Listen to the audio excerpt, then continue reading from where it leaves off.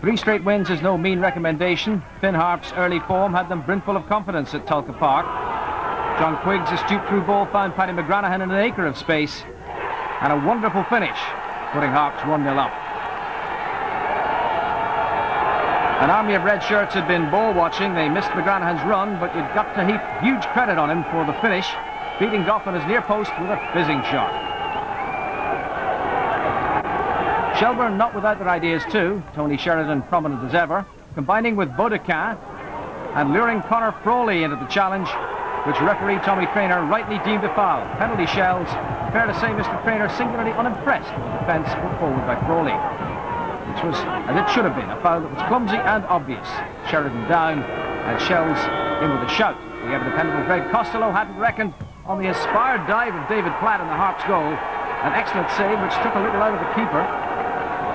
Costello normally slots these in his sleep, but Platt got it absolutely right. You know, it really wasn't Greg Costello's night. Not long after, he got his name in the referee's book for an intervention, deliberate handball. Good refereeing, for Johnny Speake was homing in on goal. The aerial battle inconclusive, but Costello did quite clearly handle the ball.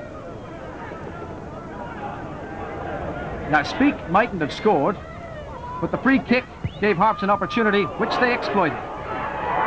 Tucked away by Stephen Kelly from Pierce Walsh's free kick. 2-0 after 38 minutes, and after so long away, Harps clearly warming to life in the Premier. Something wasn't quite right for Shells. The wall, the goalkeeper, not for the first time, their defence slower to react, giving Kelly his chance. Second half, Finn Harps playing the better football, always prepared to scrap around the midfield. Well, maybe scrap, the operative word here, being too literally applied. Clear evidence of shirt pulling after Pierce Walsh had won the ball back. Mick Neville, the culprit, but it scarcely warranted that intervention. And Tommy Traynor, quite right, that the Finn Harps man had to go.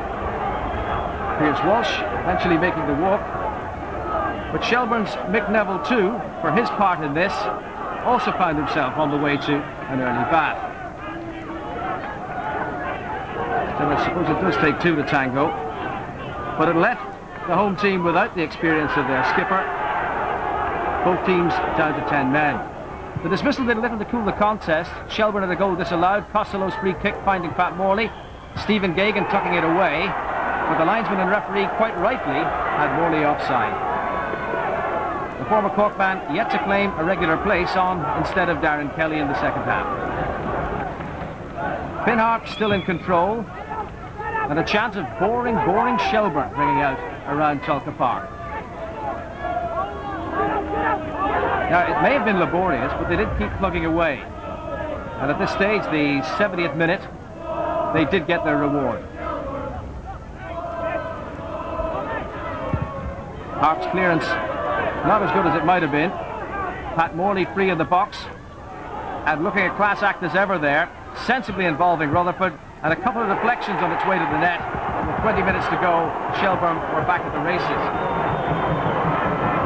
Mark Rutherford getting the credit for the goal, but it was Morley's good work beforehand that had really created it for him, sucking in the defenders who left Rutherford free, and similar to Harps' opener,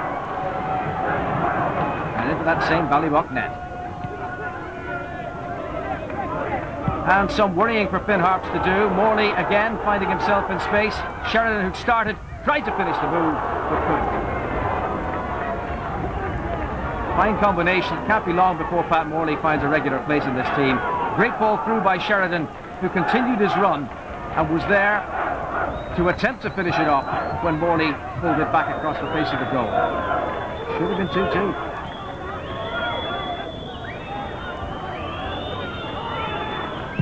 But Finn Harps too had an opportunity to make it absolutely safe.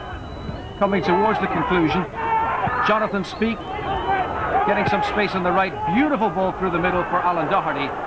But Alan Gough, superb, making the save that kept Shelbourne in the hunt, but not close enough to Harps to garner a point. This is the last big chance of the night, falling to the team who eventually left with the 3 points. Goff saving, but he'd let two in. The final score, Shells 1, Harps 2.